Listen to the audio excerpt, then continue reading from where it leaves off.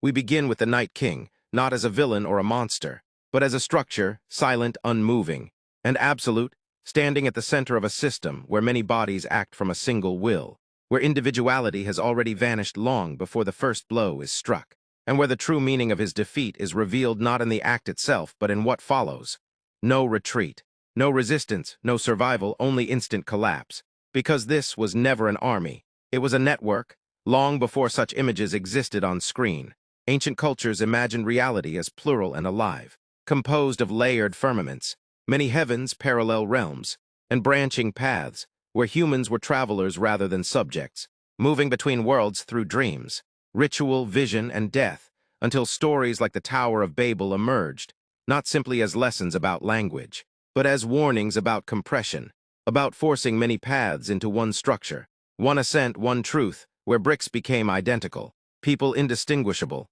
and the sky above turned empty and white, no longer divine, as diversity at the base was erased in the name of reaching heaven. Over time, this compression hardened into colder images of authority, culminating in Dante's Inferno, where the deepest hell is not fire but ice, and Lucifer sits frozen at the absolute center, wings beating endlessly, yet producing no movement, only more ice, revealing a symbolic truth that absolute control is not chaos but paralysis, that the closer one comes to total authority, the less motion, choice, and life remain. This frozen king reappears centuries later as the Night King, wearing a different mask but carrying the same meaning, cold order replacing living chaos, while the older multiverse myths do not disappear, but are quietly veiled behind a single official timeline, a sanctioned reality presented as the only path, even as countless branching worlds continue unseen beyond the curtain. In the modern age, this ancient language returns again, now dressed as technology,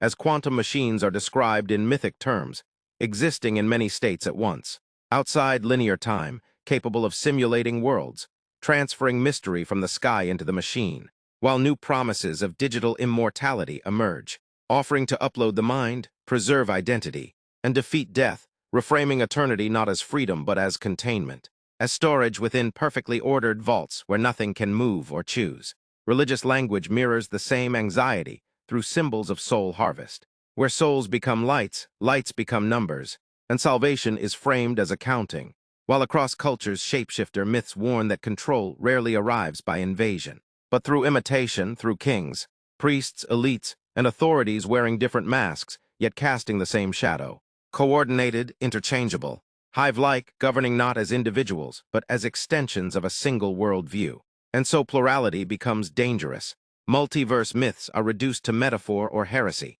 Gates are locked, keys hang unused. Signs point only one way, because a layered cosmos cannot be ruled from a single throne, and a world of many paths resists centralized authority. In the final image, the center dissolves, the frozen sovereign breaks into light, the firmaments re-emerge as living realms, humans choose freely once more, and the oldest lesson returns with clarity. Life is divergence, sovereignty is choice, and reality remains alive only where many paths are allowed to exist.